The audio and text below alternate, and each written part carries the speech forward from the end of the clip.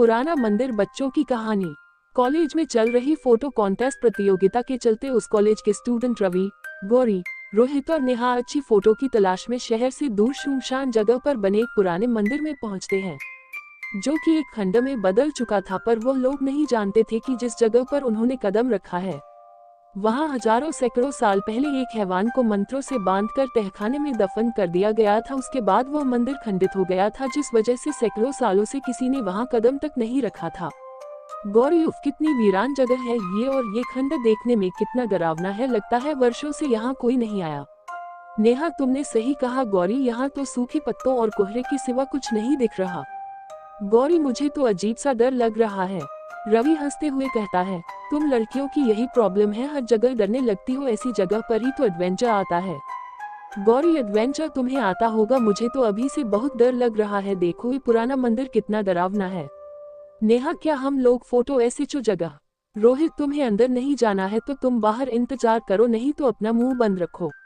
रवि, चलो चलो सब अपने कैमरा और फोन निकालो, अब हम मंदिर के अंदर जा रहे हैं। जैसे ही उन लोगों ने मंदिर के अंदर कदम रखा है, चमगादड़ का एक झुंड आवाज करता हुआ उनके सिर के ऊपर से गुजर गया। लड़कियां डर गई, उनकी चीख निकलने लगी। रोहित हंसते हुए, तुम लोग तो चमगादड़ से भी डर गई।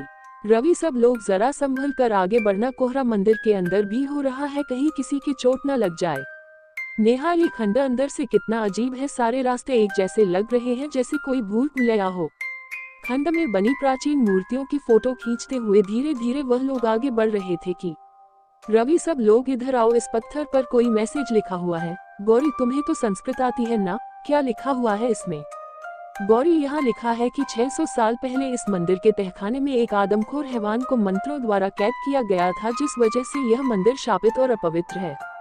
सब चौंक जाते हैं। नेहा, क्या कहा? मुझे तो पहले से ही यह जगह भूतिया लग रही थी, मेरा कहना मानो, सब लोग वापस चलो। नेहा की बात सुनते ही सब डर गए।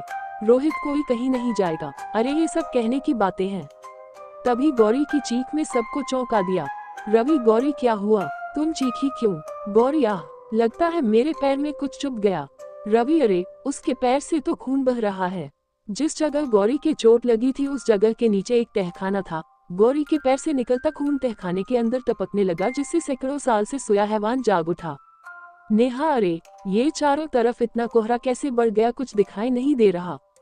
तभी अचानक तहखाने का दरवाजा खुल गया और दो भयानक हाथ जख्मी गौरी के पैर पकड़कर अंदर खींच लेते हैं। गौरी की चीखें मंदिर में गूंज गई। रवि, अरे ये गौरी कहाँ गई, उसके चीखने की आवाज यहीं से आई थी। रोहित, रवि, मुझे लगता है यहाँ कुछ गड़बड़ है, हमें वापस चलना होगा, पर पहले गौरी को ढूंढो। डर की वजह से सबके दिल जोर जोर से धड़क रहे थे। गौरी कहीं भी नजर नहीं आ रही था। नेहा, कहीं ऐसा तो नहीं कि उस पत्थर पर लिखी बात सच हो और यहाँ आकर हमने बहुत बड़ी गलती कर दी हो? रोहित, तुम बेवकूफ हो क्या, आज के जमाने में भी भूत प्रेतों की बातें कर रहे हो, ये सब अंधविश्वास की बातें हैं। गौरी को ढूंढो, यही कहीं होगी। इससे पहले रवि और रोहित गौरी को तलाशते उन्हें नेहा के चीखने की आवाज सुनाई दी। इस बार हैवान ने नेहा को शिकार बनाया। रवि आवाज की दिशा में दौड़ा। रवि, नेहा, नेहा क्या हुआ तुम्हें, किधर हो तुम? हैवान नेहा के बालों को पकड़कर उसे घसीटते हुए तहखाने की तरफ ले गया। रवि को भागते भागते मंदिर के विशाल स्तंभ के पीछे उसे एक आकृति दिखाई दी। रवि डरते हुए, नेहा तुम हो वहां पर, जवाब दो।